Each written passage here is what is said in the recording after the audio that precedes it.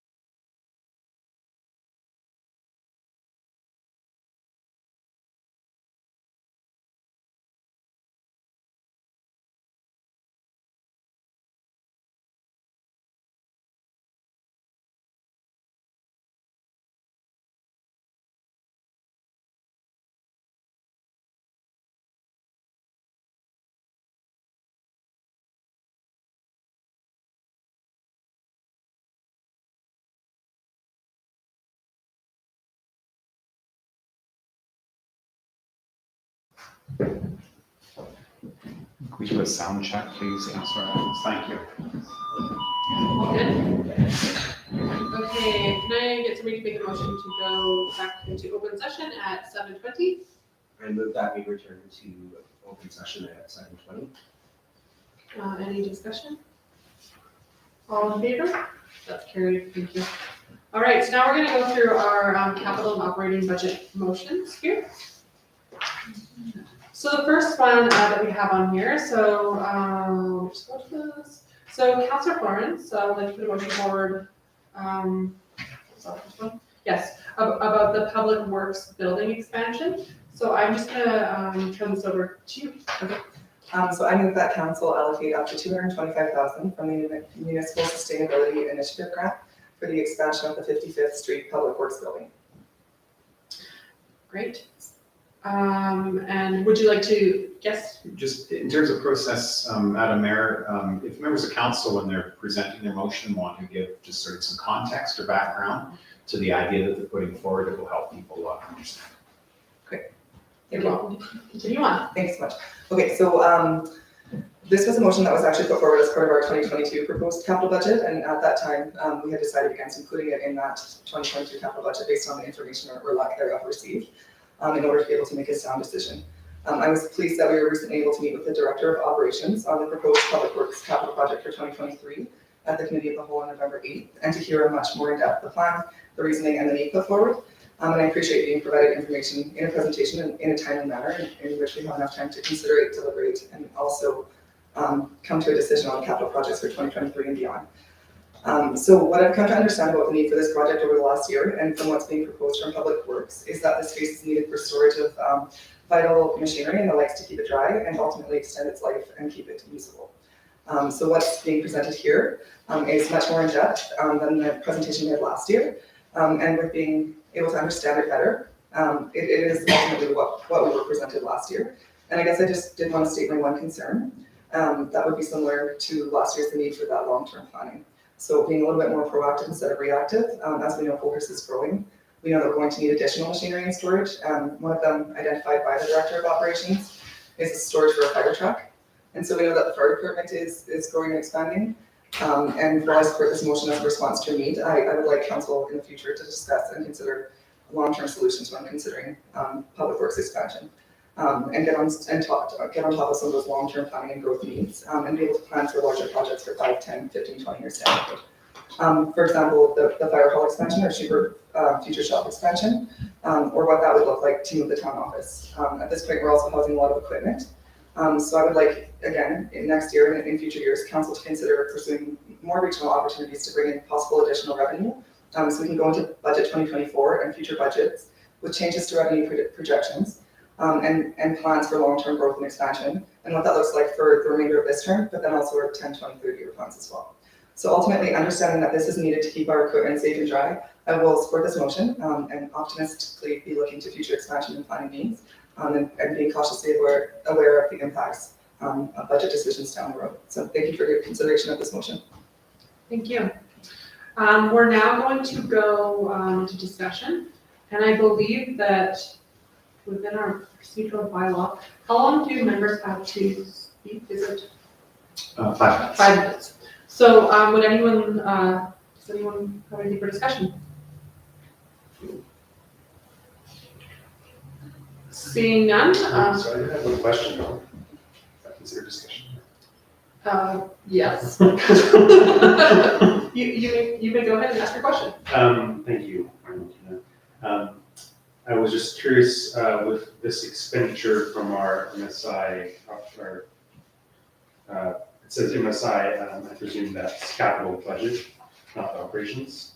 And if administration could comment on what the remainder balance is on that fund. Turn that to Director Passy. And as he's calling that up, just a reminder, members of council are sitting as Finance Committee, so a little less formal this evening. And the motions that you approve tonight actually go as recommendations to council on the December 6th meeting as sort of a package of recommendations to go into the budget. Thank you.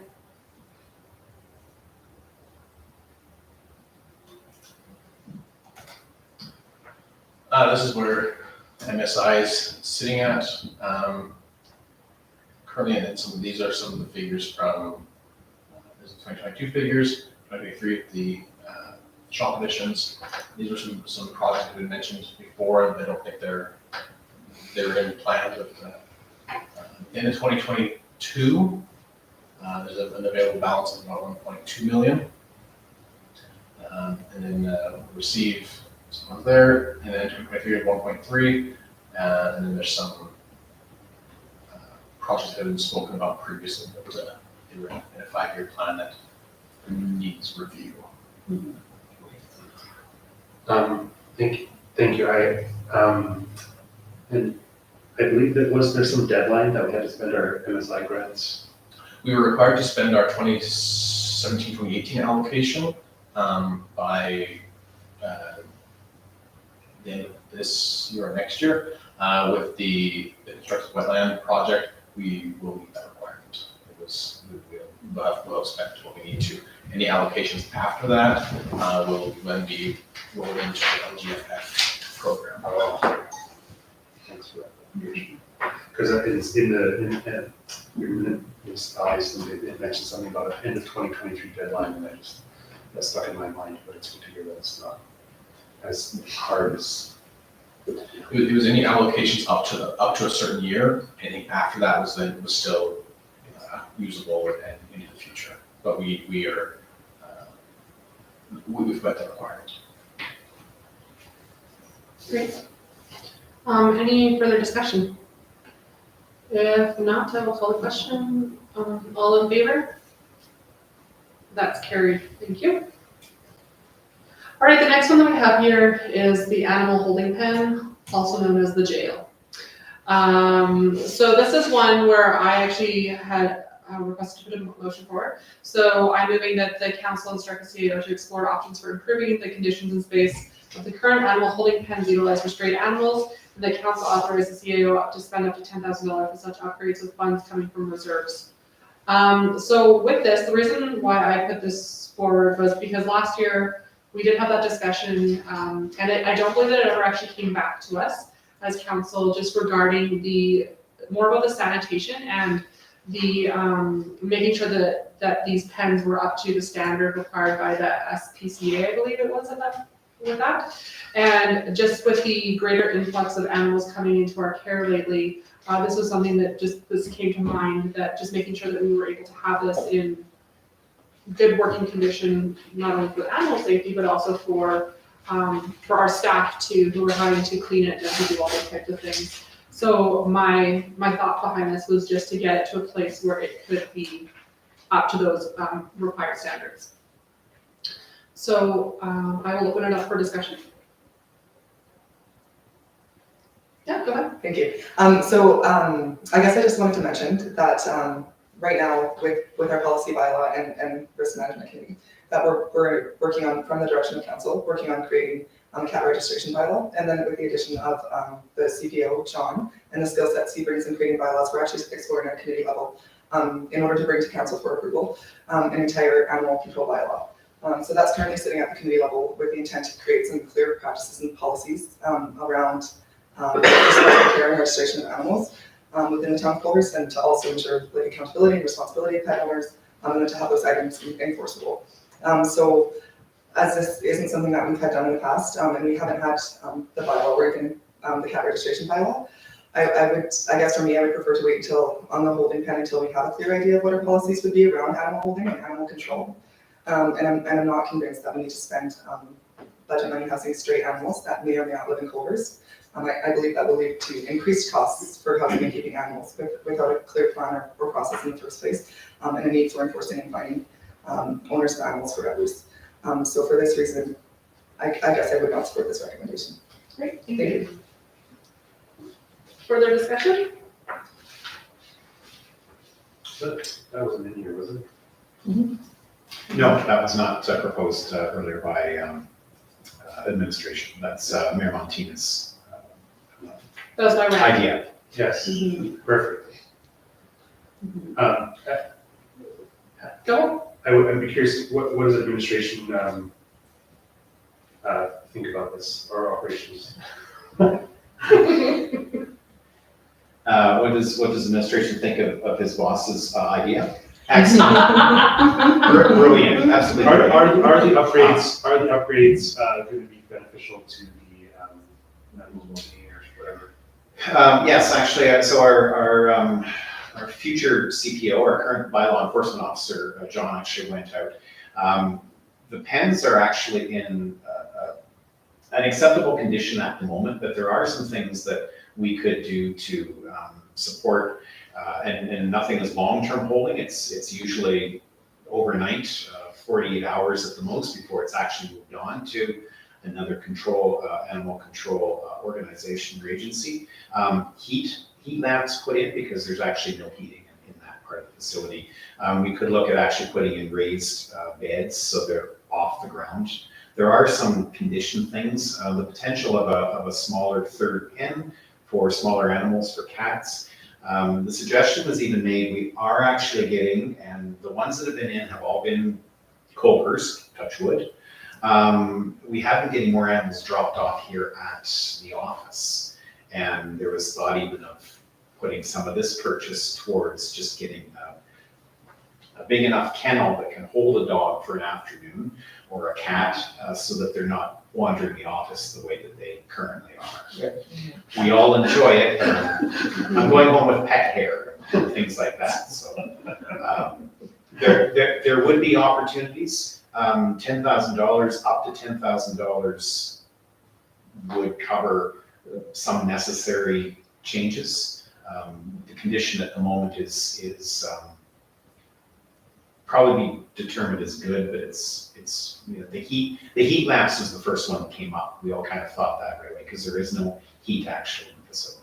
It can get quite cold. Okay, thank you. Any further discussion? I did have a question on Councillor Points. You spoke about that we're looking at a cat bylaw with our bylaw committee. Did you have sort of a timeline on what that would look like? Do you anticipate that you will be finished with that work within this next budget year? If I may. Thank you. I actually, do you remember when it was set to come back? Did we set a date to come back? Was it December 19th? Yeah, December 19th, yeah. Okay, so the animal control bylaw with some changes will come to the committee for the first time on December 19th for our committee. So probably not then for this budget year. So you anticipate that it'll be taking a year to work through that process? I certainly hope it won't take a year to work through that process. Can I just offer clarification? When you say this budget year, do you mean 2022 Oh, I or apologize. 2023? 2023. 2023, Yeah. okay. I just, because I'm looking at this and thinking that this would be a perfect time to have this in the budget then. So once you've completed your work, then we can move forward with, improving the facilities and have that number within our budget to allow us to do that. I'm sorry, are you asking me a question or making a statement? No, I had asked you Oh, a okay. question. I got the clarity on it and the dates. And so I'm just aligning this with that work. Any further discussion? I do have a question for, I guess, for Councillor Florence then as well. If we're looking at something else in the future with animal control system,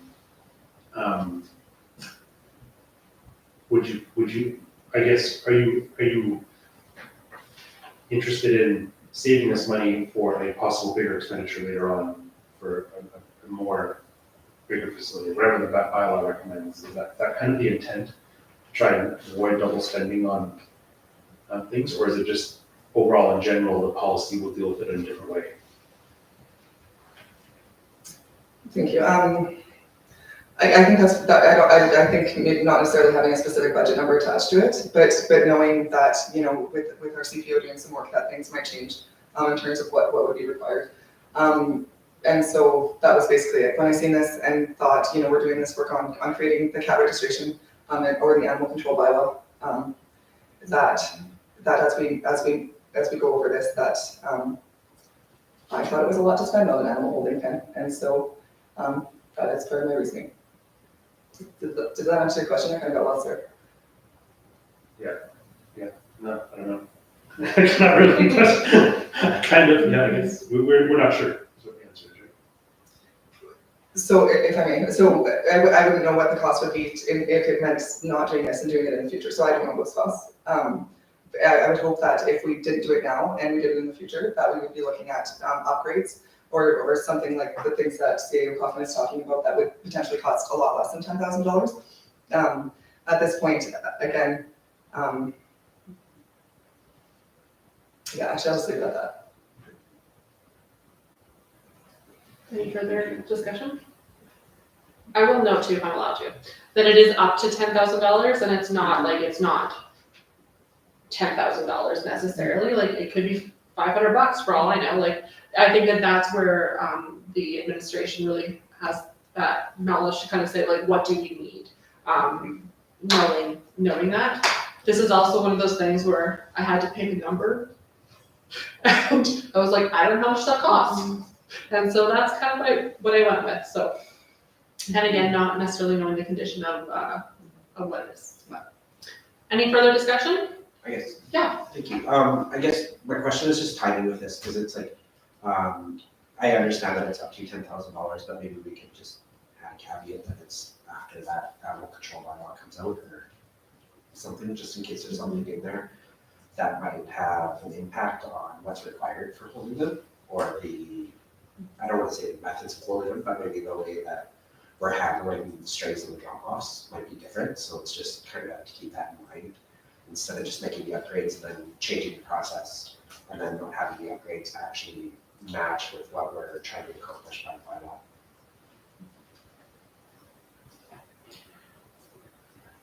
So you're suggesting like an amendment to this to? I guess just timing wise, like if we can do it.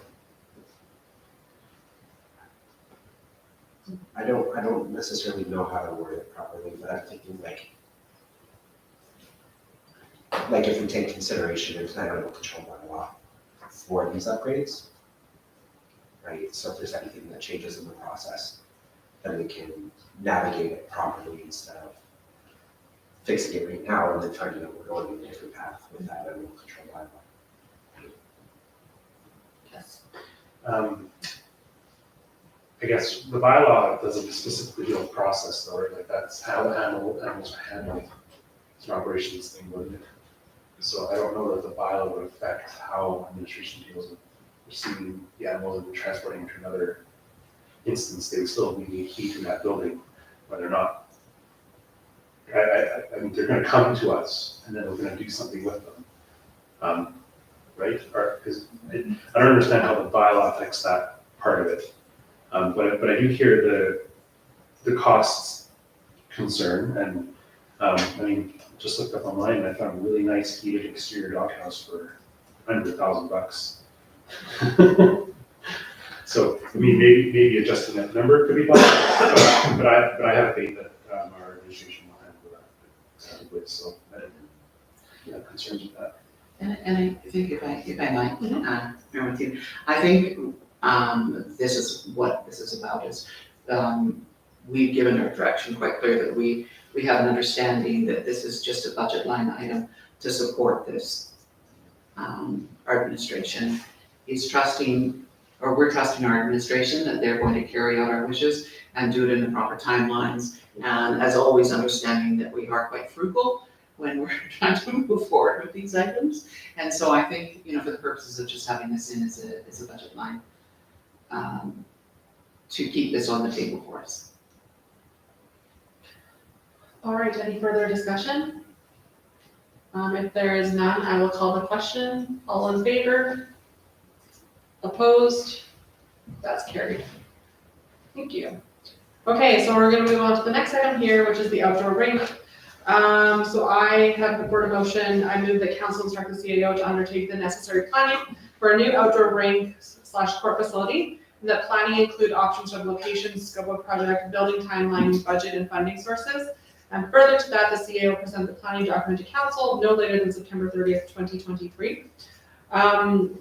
one of the reasons why I decided to go for this was because when I was part of Parks and Recreation, this was something that in some of the community feedback that we had done with that group, that was listed as one of the bigger priorities that people would like to see within the community.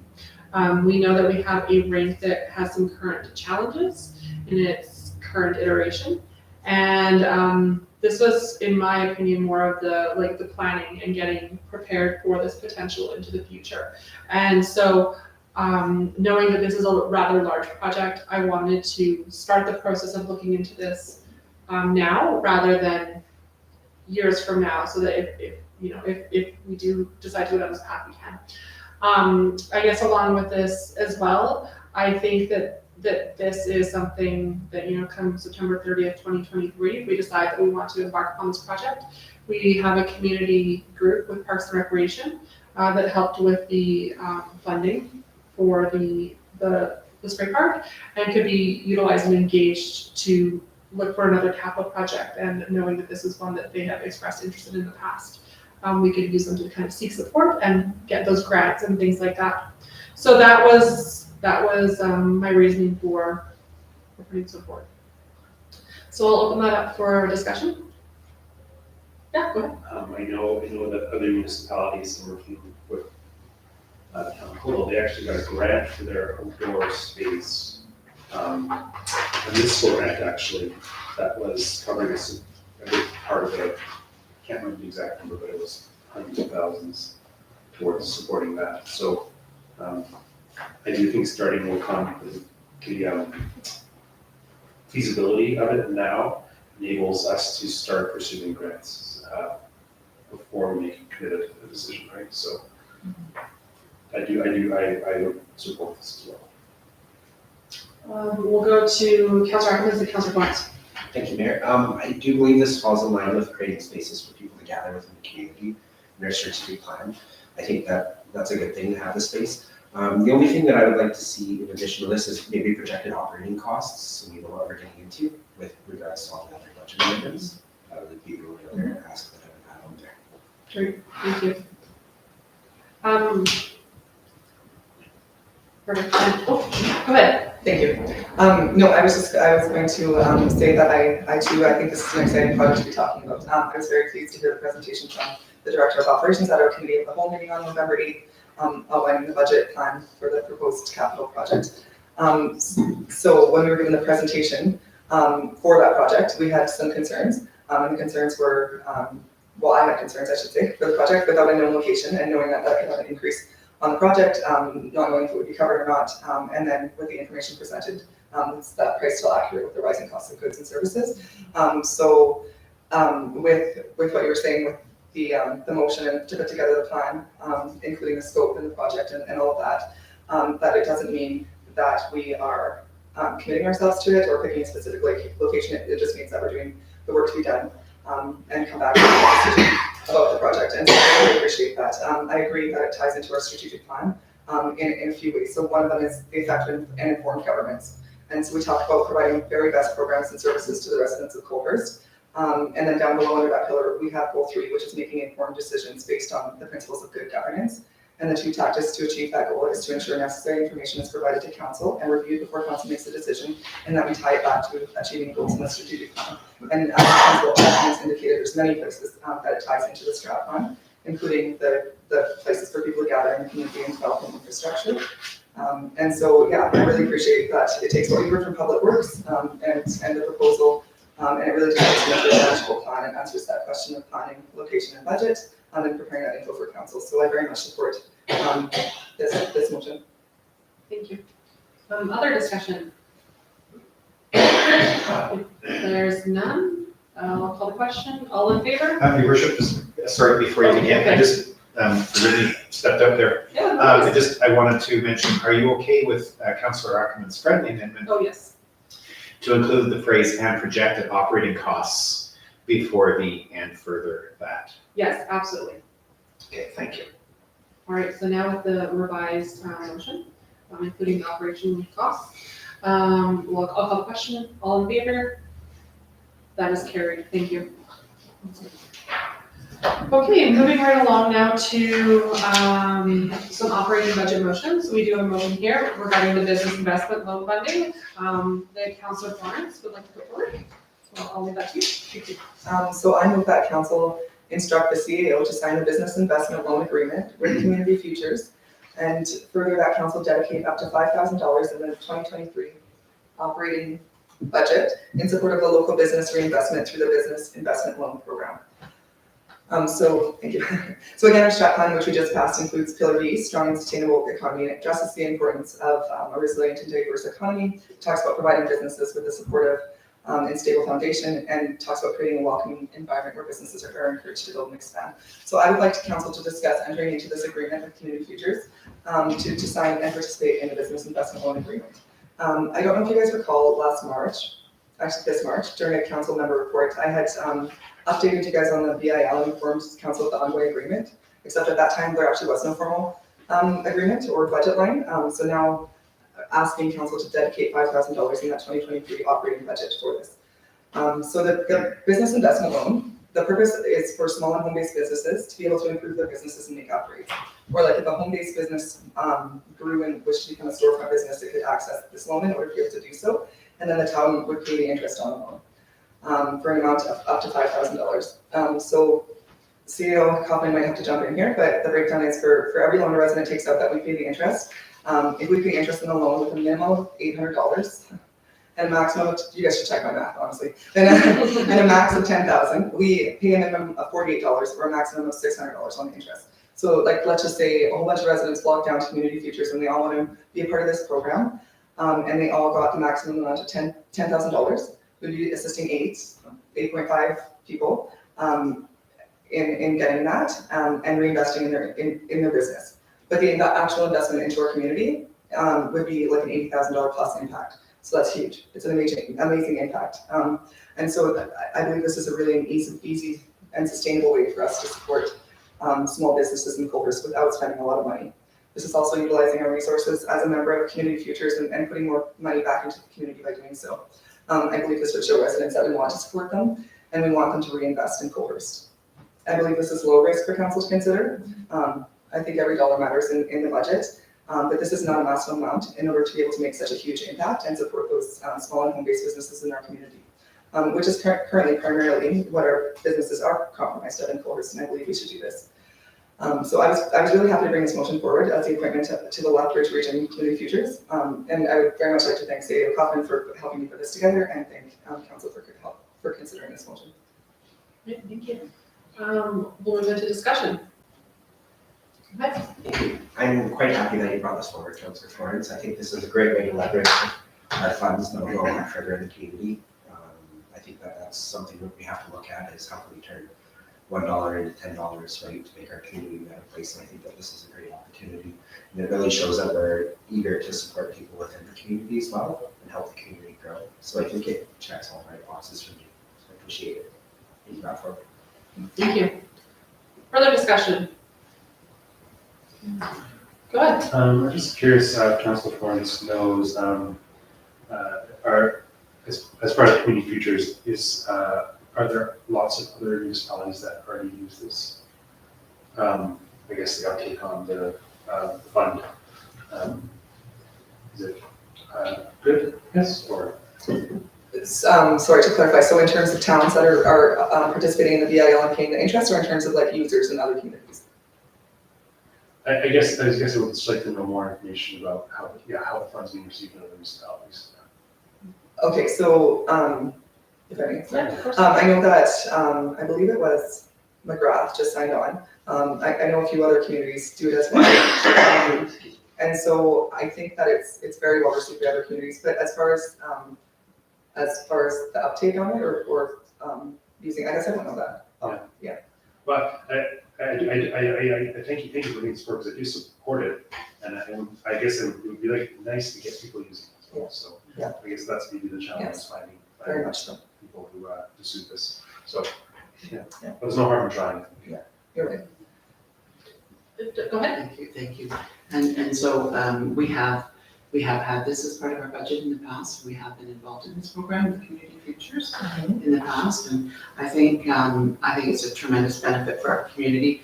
We did have some uptake, but I look forward to moving forward this again and just making sure that it gets out into the community a little bit better so that we can increase our uptake on this.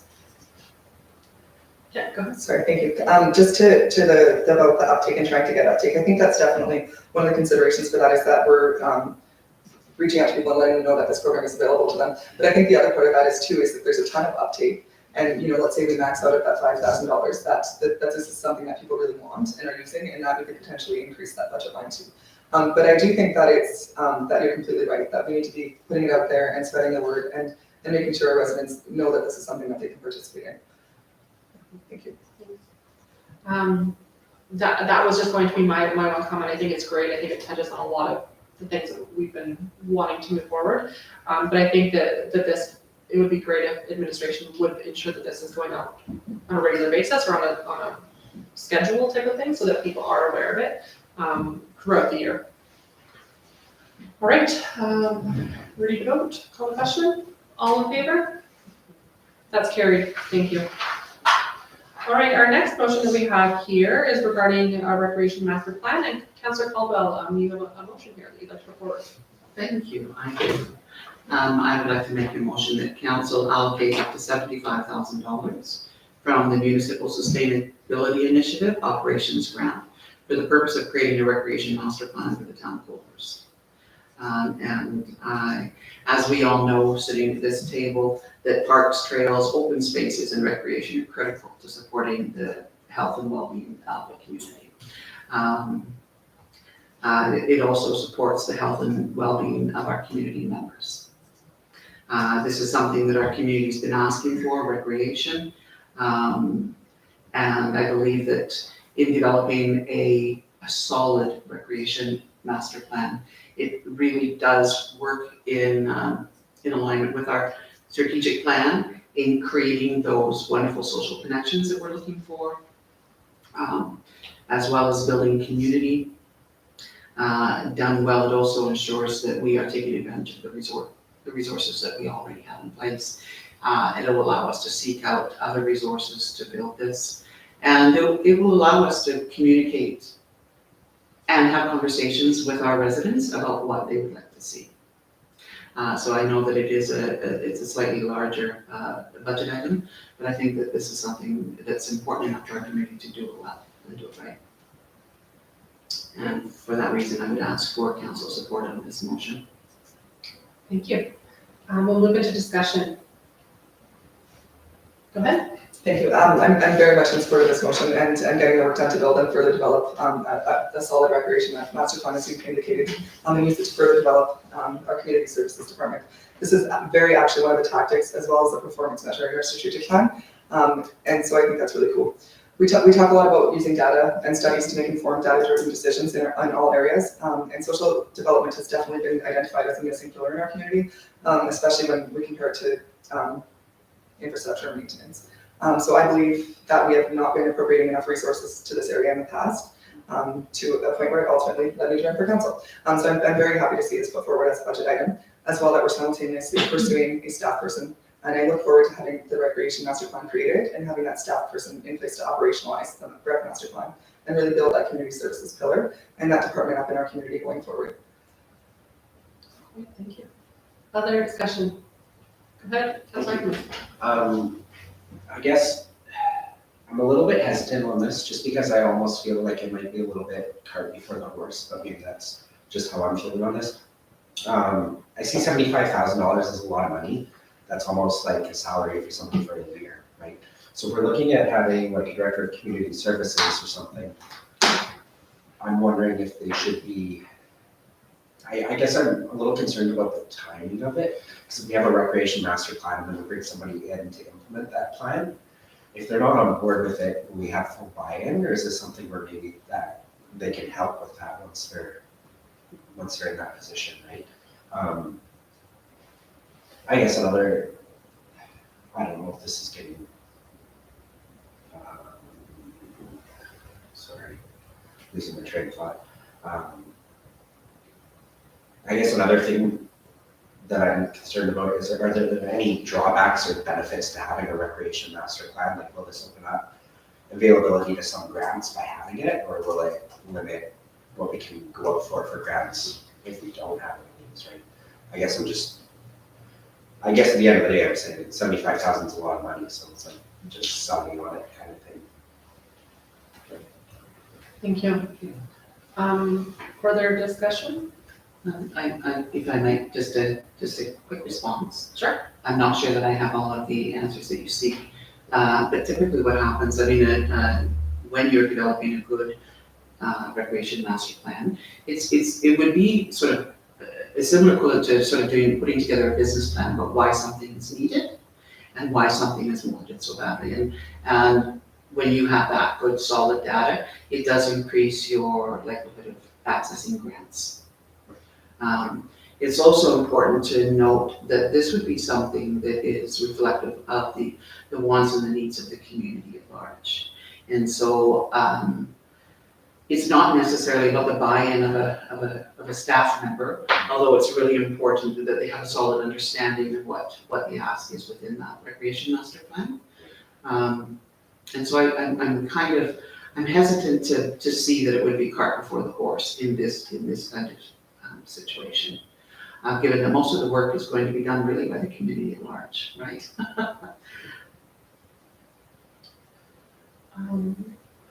I will say for myself with this one, I'm really excited about this. I think that there's a lot of opportunities, and to have a plan to help kind of guide what this looks like in the future, I think is something that's so needed. And it goes back to what you're talking about with the data-informed decision making to help us determine what is this going to look like for us moving forward. As Councillor Caldwell said, our community has asked us for this, and I believe that this is, while it could be a big chunk of money, I think that it is well worth it to help us get to that place of where we would like to see our community going. Go ahead.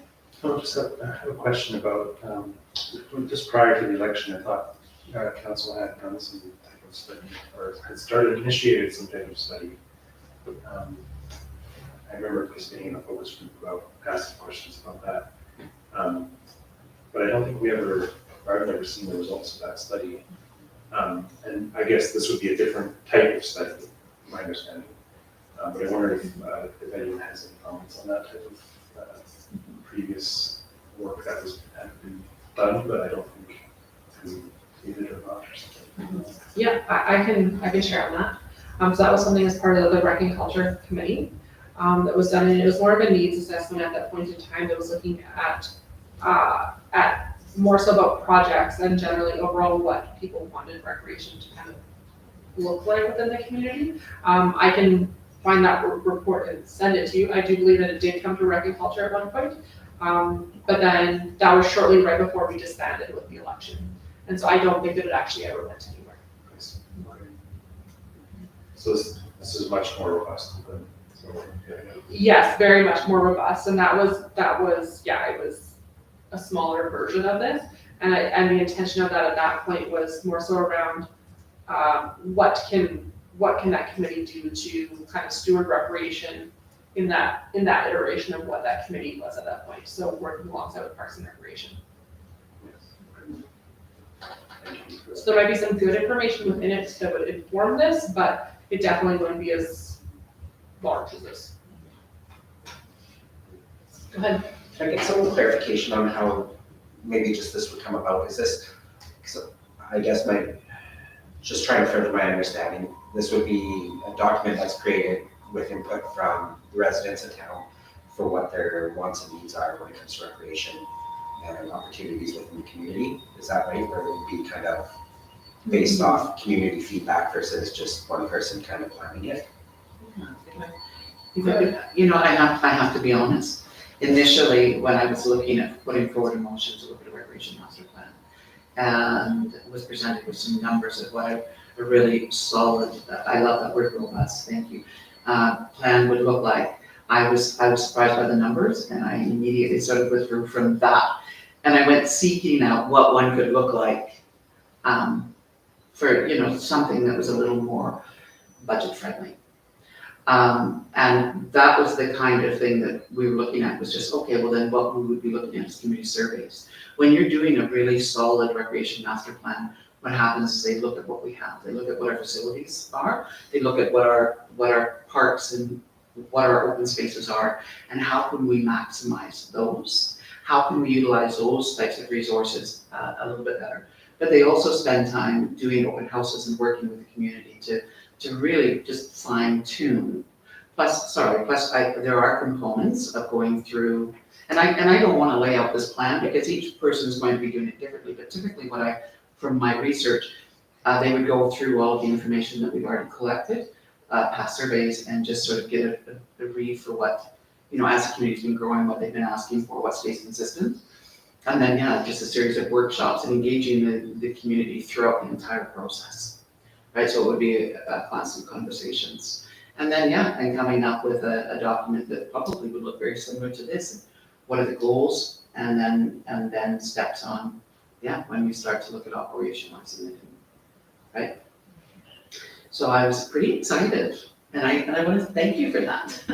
Thank you for shocking me with a number and then getting me to start looking at some research to say that's why we would invest the money, right? As opposed to going through something that is just not as usable, I guess, for the community. All right, if there's no more discussion, I will call the question. All in favor? That's carried. Thank you. Madam Mayor, if I can draw your and council attention to the big screen. Mr. Passy has actually put together an awesome Excel spreadsheet, and I don't say that often. Awesome and spreadsheet. But what he has up there on the screen for you is the effect on the mill rate as these operational considerations are made. So do you want to just do a quick run through what you have there, Mr. Passy? So on the left-hand side is the municipal tax revenue from 2022. Then below that is the discussions we've had thus far.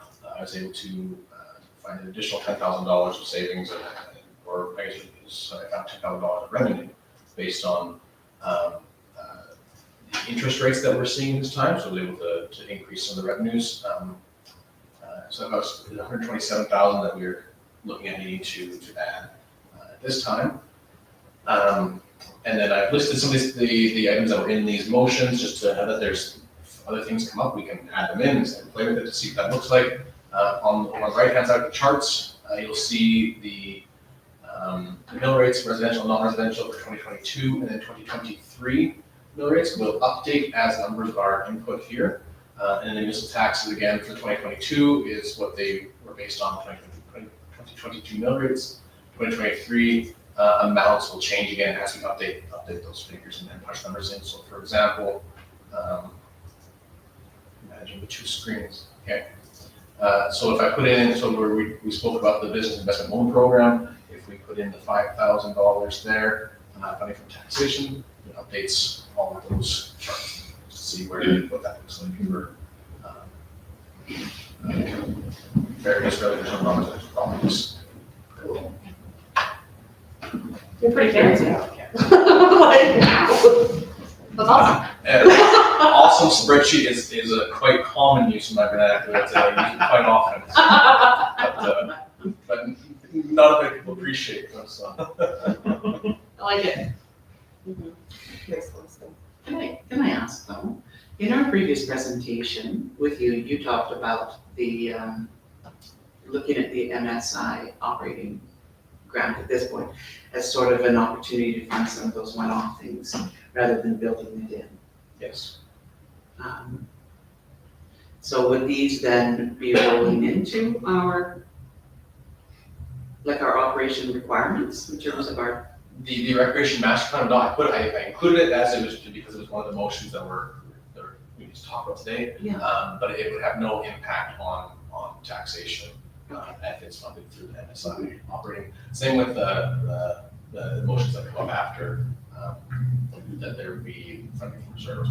This is, we can put numbers in, pull numbers out. You can see the effect that would have on taxation. But yes, there are some items that would not have any taxation impact. Great, thank you. All right. Does anyone have any questions on the spreadsheet before we move on? No, just other than, again, it's awesome. Questioning it's awesome. You did great. Thank you for being here. All right, so we'll move on to the next motion that we have here. So this is regarding the town website. Councillor Ackerman would like to motion forward with this. Yeah, I move that council directs the CAO to create a functional, user-friendly website and application for the town of Cohers. And further, that council allocate up to $15,000 from administrative reserve for the web and app design, development, and implementation. So my thoughts on this are currently the website, it's a little bit tricky to find things on there. That's the thing that I've heard from a lot of the public. I do think it needs an update. Like without getting into the weeds, I think that there's some website application packages out there between different companies that might meet our residents' needs for providing information in a timely manner.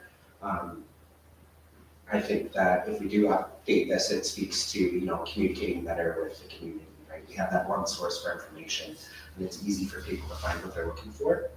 I do believe that we could also tie this into, I know that there's another motion coming forward about the electronic agenda system, but there could be tie-ins between the electronic agenda system, the website, and the app, so that's more user-friendly for administration to put that package together, where it reaches not only the councilors, but the public as well.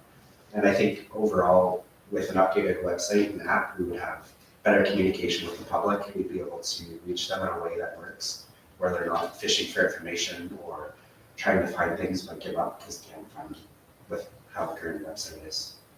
So I would ask for a little bit of support and try to update things. Thank you.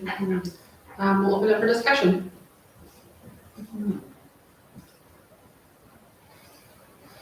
Okay. Okay. Sorry. So someone else go first. Okay, so I agree, our website isn't great. And I don't think anybody here will probably disagree with you. And when we talk about transparency and communications, especially during the election in the last year, I don't disagree, we need to focus more on this area and work towards being more formalized in our communications and more user-friendly. And I think naturally, transparency will follow when we work out some of these archaic practices and work towards a more user-friendly way of communicating with residents. My concern is that we currently pay for our website now, as well we currently pay for an app, and we also pay for other communication tools like Code Red and the electronic messaging system. So I guess, and this is something I think it was maybe me and Martina mentioned in the past, but without having a communication strategy or like a staff member who's taking on the role of communications in whatever capacity that looks like, I'm not convinced that having a new website and app is the answer to our communication issues. And my concern is that then we'll have another cost without a plan. And so while I appreciate the desire to make it better, I'm worried if we invest this money without a strategy that we'll soon find ourselves in the same position we are now, which is many tools and very little strategy. And I believe that we may actually be able to utilize the tools that we have and are paying for with a really involved two-way communication strategy. And so that makes me think of that like we pay for the app that we have now, and then we have the presentation from it. And even in that presentation, hearing about some of the things that can be changed or different is something that like is accessible to us. We're just not utilizing the tools properly. And so for those reasons, I actually don't support this recommendation at this time. Other discussion? Yes. Yeah, if we're looking at the language on this, design, development, and implementation,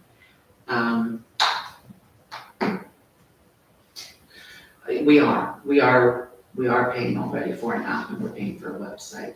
And I know one of the presentations that came forward to us spoke about rolling everything in together and some costs to maintain it monthly. And so that it might take sort of that communication person out of the equation for now if we have an outside source, would that be an option? And is that, would we still require to have a communication strategy in-house if we source it out to these folks? Do we know from that presentation that they did for us? And I guess the reason why I'm looking at this and asking that question is because, could some of that $15,000 then go towards sort of some of that outsourcing of that? I guess it's not really implementing, but maintaining So, those services. My opinion on that is that, of course, they could maintain the architecture and to do all of those things. But really when it comes down to the communication, the actual message, Yeah. the subject matter experts lie here. And so you can't really outsource that, right? You're Because a right. lot of it is content creation and ensuring that that's happening. And so that's where the build would have to come from. And I think that like that $15,000 would be very much for that build of whatever this tool is going to be. But I do have to agree that unless there's a person whose job is associated with this, having a tool is really nice, but someone has to utilize the tool. And so tools can't they're not gonna solve everything, right?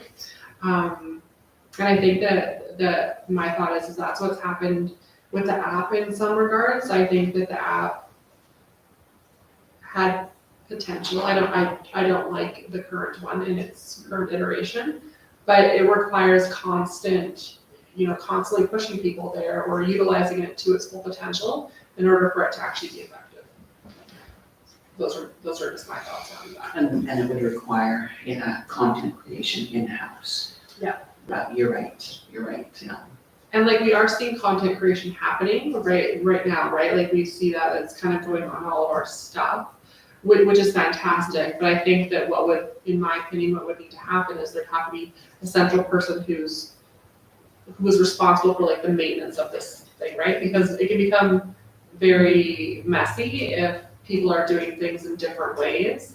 I think like looking at our current website, just the way that things are posted on there, it's not done in the best way, so that it makes it really difficult to find things. So you want to have somebody who has that expertise in maintaining the integrity of the structure of how it's developed, I suppose. Having this conversation is important. But again, I think it's about time, right? It's about our time. If we know that we're having a conversation about communication strategy, and we've identified that as needing to be happening rather quickly. We know that we're looking at rolling in positions, and so would this then present a barrier if we say we're not moving forward with this within this budget year? In completing our end goal? Or do we put this in as a budget line item, knowing that we don't actually roll that out until we have those other things in place that we hope and anticipate that would happen within the 2023 budget year? And then we don't have barriers in place, we can just move forward with this budget. I guess I'm of two minds with this too. And so, can I ask, would you mind if I ask the administration question right now first? No, I'm just. So I guess the question is that is there a staff person that's responsible, like this would be part of their job of maintaining the website, or is this like a side of the desk type of thing for a person? At the moment, it's side of the desk type of thing, members finance committee. Basically, when agendas and minutes are done by me, I pass them on to the director of corporate services who posts them to the web. The previous executive assistant, the CAO, was doing that work, so somebody was dedicated to it. We do have a number of people in the office who have access to the external communications, so it's something that can be certainly spread around. We're not messaging out on a regular basis the way, for example, the city of Lethbridge does, where there's a full-time requirement, so it still can be done side of the desk. But a certain division of labor could be created that one person is responsible for posting minutes and agendas and things of that nature. And so he or she, that will be their responsibility when they're generated or created. If we have specific messaging on the upcoming Christmas house decoration contest, that can be messaged by somebody else through different means, through different avenues. So it's about creating the ability for several people to be messaged or getting the message, whether it be on the web, on social media, whatever the case, in the newsletter, whatever the case may be. So nobody is dedicated to it. It is side of the desk and it will continue to be side of the desk until you're at the size where a communications person, part-time or even full-time is necessary. But within the office, we can certainly parse things off so that it's not, it doesn't take the director of corporate services a complete day to be doing all of these things. Yeah. Does that answer your question? Yeah, I guess it's more so, just ensuring that like, that those things are part of someone's job description, I guess, right? Rather than it's just like, you're gonna kind of take this part, but it's not really formally part of what they're doing. I think that that's where it can become tricky too, right? When it's not part of the regular functions of somebody. It becomes, if I can, your worship, it does become part of a communication strategy. Mhm. And everybody in the office, like everybody on council, plays a role in communications. And having everybody have access to the messages is actually important as well for ensuring the appropriate messages and the proper messages are getting out there. So you create a communication strategy, and you identify within that strategy who's going to be responsible for doing these particular tasks. At the moment, just by the way that the office operates, everything is basically coordinated through the CAO's office. But it can actually move to a point where you have that functionality built in.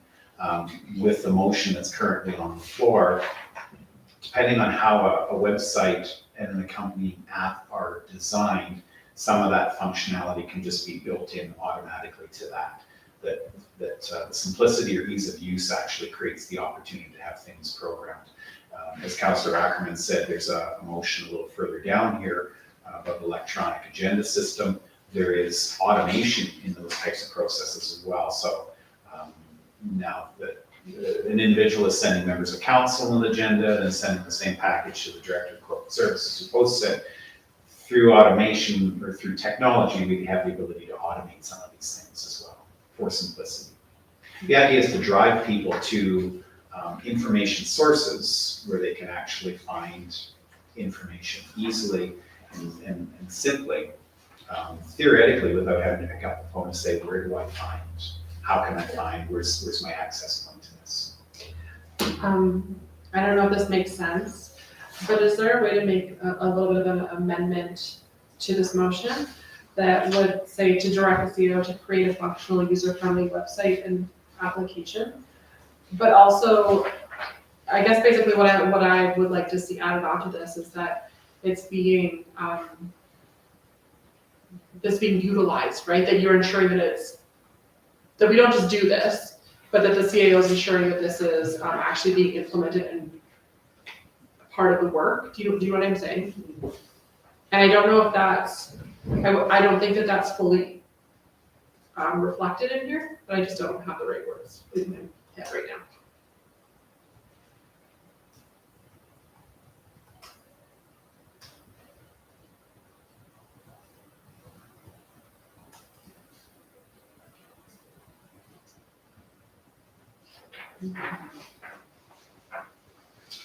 Yes, go ahead. Are you talking kind of like a utilization plan where it's talking about how it can be used going forward?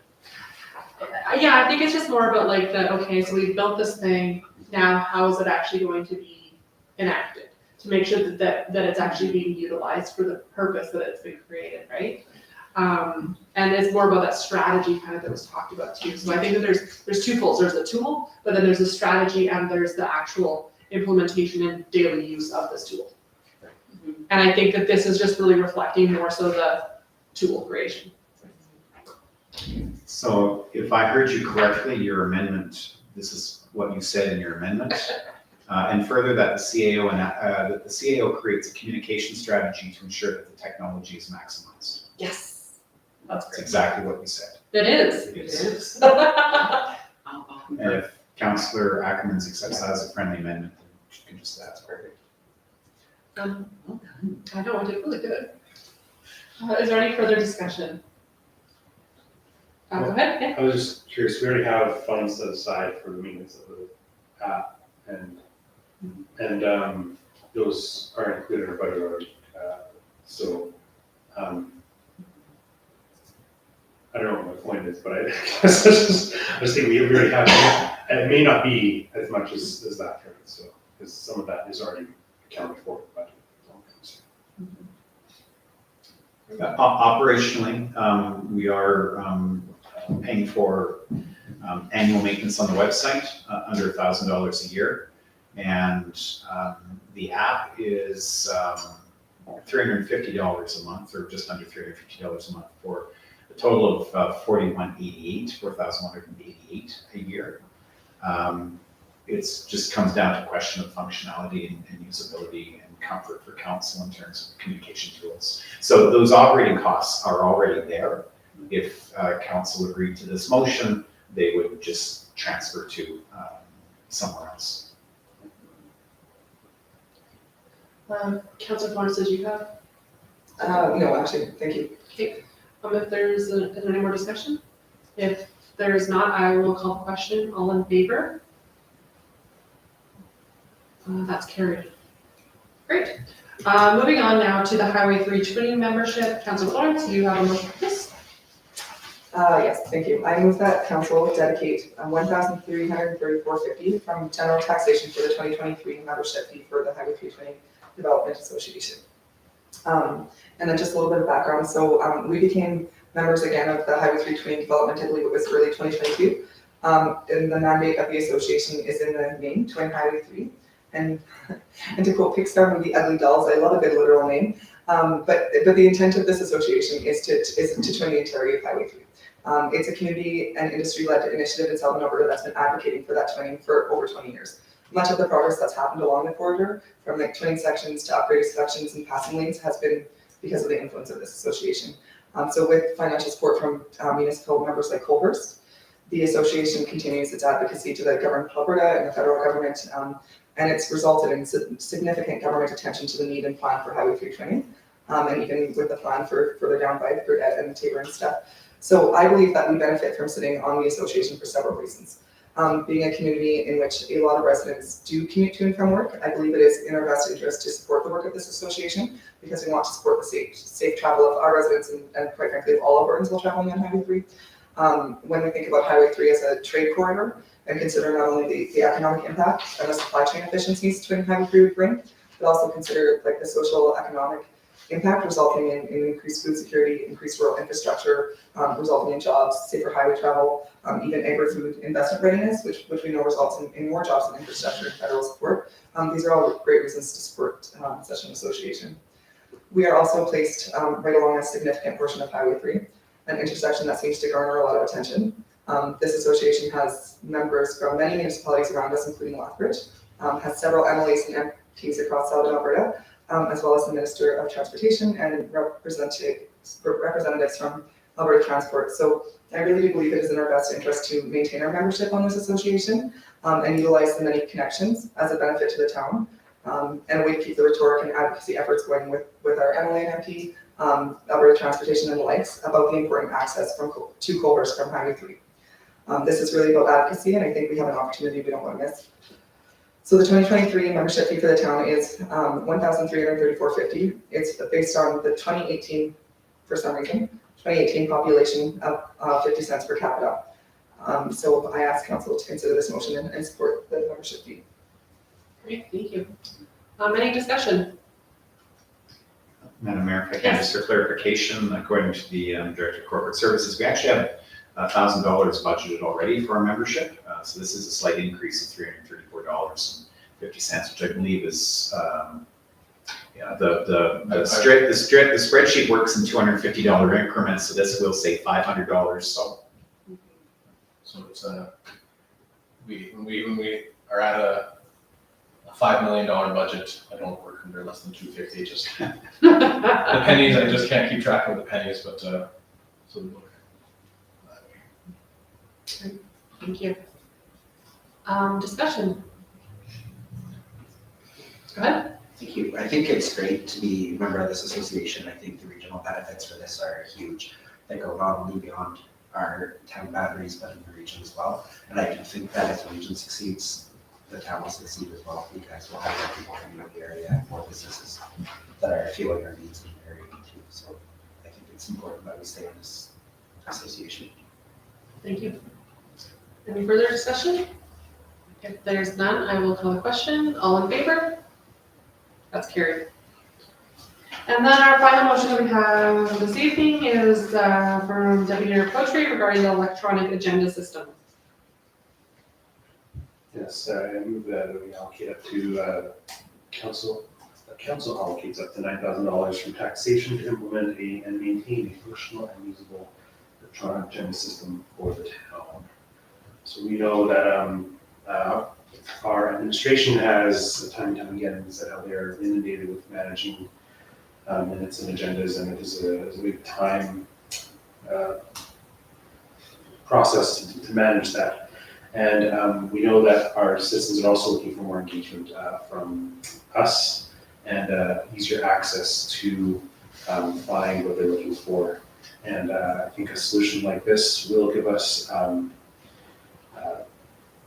better support to our administration and as well as council by creating getting people more involved, expanding reach to people who are not normally, engaged as much, in enhancing trust and well-being, and while encouraging constructive dialogue between everyone, and also have a central location for everyone to be able to find information on our issues.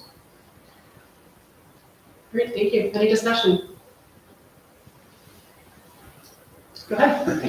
I just got two questions. Is this $9,000 going to be a yearly cost for like a subscription? And then to follow that up, I'm assuming that this will save time for administration, so I'm wondering if that $9,000 will kind of offset lightening up the workload for administration at the same time.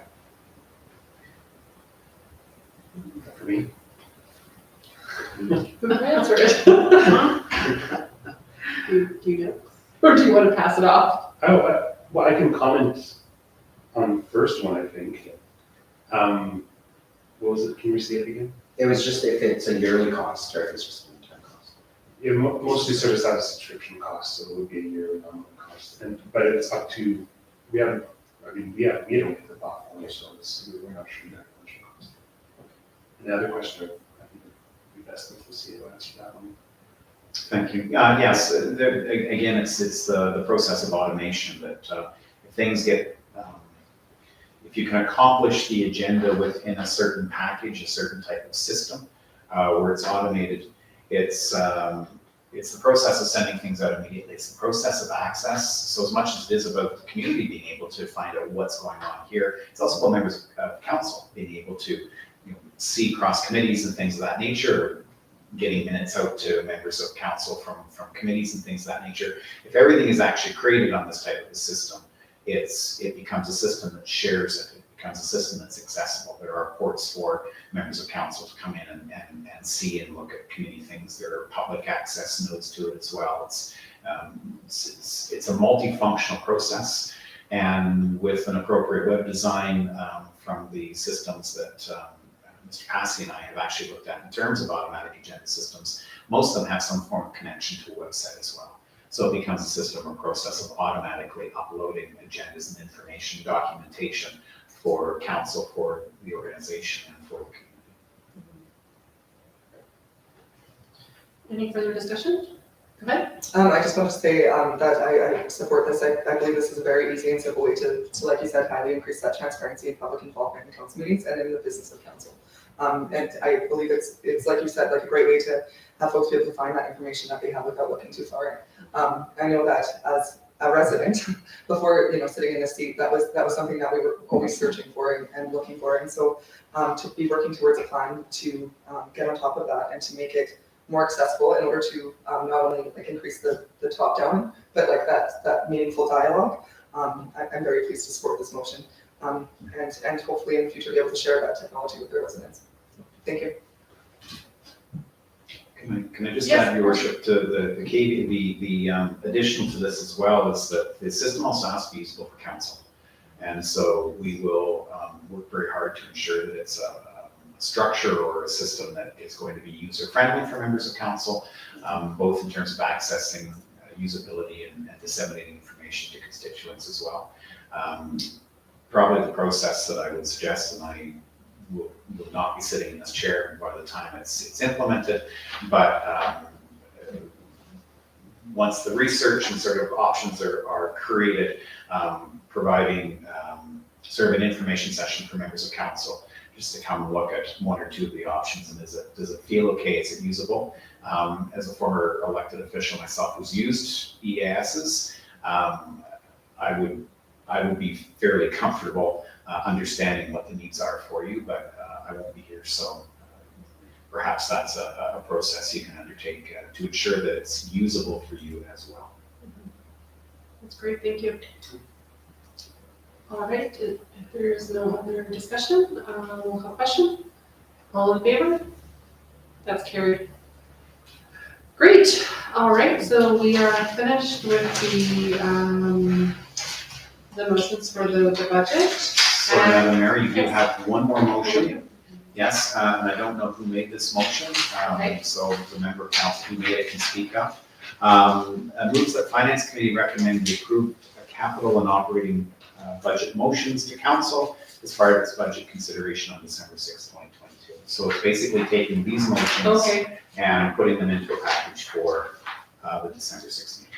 did somebody already make this one? I'm sure I heard somebody make that motion. I can't remember who it was. Okay. Who made that motion? I'll make that motion. Okay, thank you. I think you already did. You're just reminding me.